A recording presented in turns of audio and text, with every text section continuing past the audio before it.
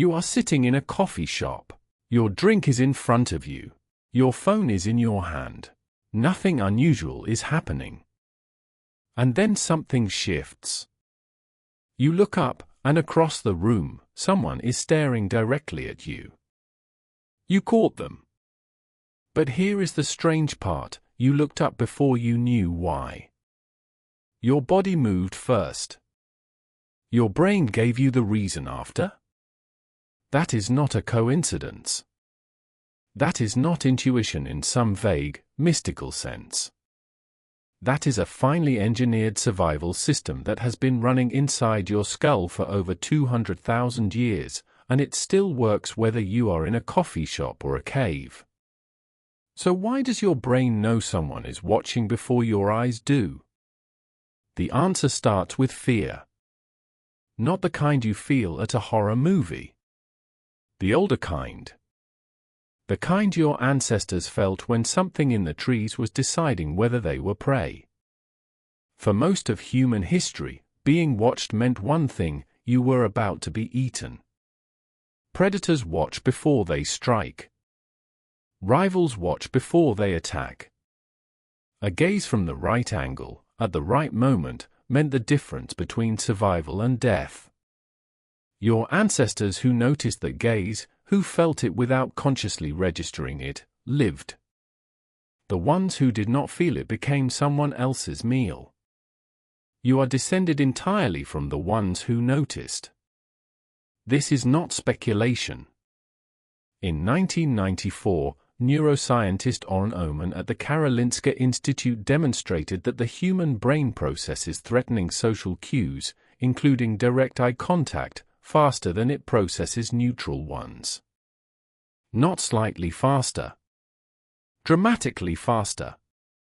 The signal bypasses the conscious, thinking brain almost entirely and travels straight to a structure called the amygdala, which is your brain's internal alarm system. The amygdala does not wait for you to decide how to feel. It fires first. It changes your body first. And then, only after, your conscious mind catches up and says, "Someone is looking at me." This is the system that moved your head in the coffee shop. But it goes even deeper than that.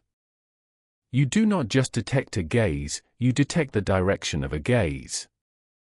Researchers at Cornell University, led by psychologist James Cutting, found that humans are extraordinarily sensitive to gaze direction. Even when a face is in your peripheral vision. Even when you are not looking directly at it. Your brain is running a constant, background scan of the faces around you, tracking the angle of eyes, and flagging any pair of eyes that appears to be oriented toward you. You are not aware this is happening. It happens anyway. And here is where it gets genuinely strange. Rupert Sheldrake, a biologist who spent over a decade studying what he called the sense of being stared at, ran a series of controlled experiments where participants sat with their backs to an observer. In roughly 60% of trials, participants correctly identified whether they were being stared at, significantly above what random chance would predict. His methodology was controversial. His findings were debated fiercely.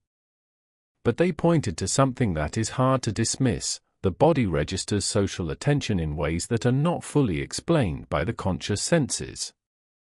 The likely mechanism is not supernatural. It is peripheral. Your eyes, even when you appear to be looking forward, are collecting enormous amounts of information from the edges of your visual field. Your posture shifts slightly in response to social presence.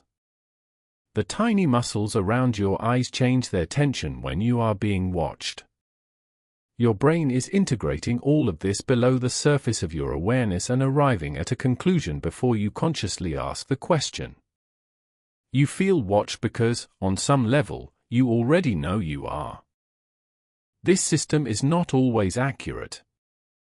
It fires when no one is actually looking. It creates that creeping feeling you get in an empty room at night, when the shadows seem wrong and the silence seems heavy. That is the same alarm misfiring, a false positive generated by a system that, across evolutionary time, found it far safer to be wrong in one direction than the other. A brain that occasionally felt watched when nothing was there lost a little sleep. A brain that failed to feel watched when something was there lost everything. So your brain chose anxiety. It chose hypervigilance. It chose to err on the side of feeling seen. And this is where the ancient story connects to your modern life. Every time you walk into a room and feel like people are looking at you, even when they are not, that is your ancestral alarm system running exactly as designed. Every time your skin prickles at the back of your neck on a quiet street, every time you glance up from your phone and catch someone's eyes, you are not imagining it. You are running software that is 200,000 years old in a world it was never built for. Your brain does not know you are in a coffee shop. It thinks you are still in the trees. And the moment you look up, before you know why you looked up, it has already decided something out there is watching you. It already moved your head. It already changed your body. You just caught up.